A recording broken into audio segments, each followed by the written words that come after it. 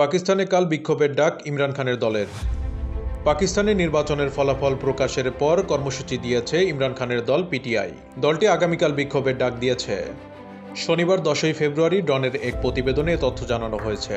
সামাজিক যোগাযোগ মাধ্যম এক্সের এক পোস্টে পিটিআই নেতা গওহর আলী খান দলীয় কর্মী ও সমর্থকদের আগামীকাল বিক্ষোভে অংশ নেওয়ার আহ্বান জানিয়েছেন।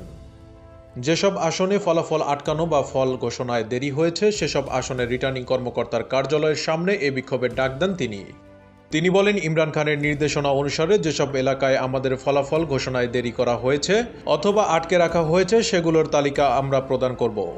এছাড়া যেসব আসনে আমাদের সংখ্যাগরিষ্ঠতাকে ইচ্ছাকৃতভাবে পরাজিত করা হয়েছে সেগুলোও। তিনি আরও বলেন, যেসব এলাকায় এখনও ফলাফল প্রকাশ করা হয়নি আমরা আগামীকাল সেসব এলাকায় রিটার্নিং কর্মকর্তার কার্যালয়ের সামনে বিক্ষোভ কর্মসূচি পালন করব। পিটিআইয়ের এ নেতা বলেন, কালকের এ বিক্ষোভ হবে শান্তিপূর্ণ। আমি দলীয় কর্মী ও সমর্থকদের প্রতি আইন মেনে এ বিক্ষোভে অংশগ্রহণের আহ্বান জানাচ্ছি। এটি আমাদের সাংবিধানিক অধিকার। এর আগে নির্বাচনের ফলাফল নিয়ে আপত্তি করেন গওহর খান।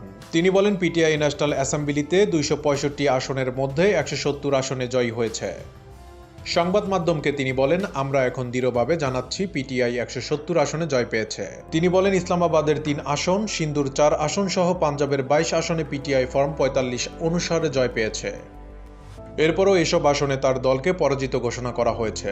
পাকিস্তানের জিও নিউজের প্রতিবেদন অনুযায়ী 265টি আসনের ফল ঘোষণা করেছে ইসিপি। এতে সর্বোচ্চ 104টি আসন পেয়েছে স্বতন্ত্র প্রার্থীরা।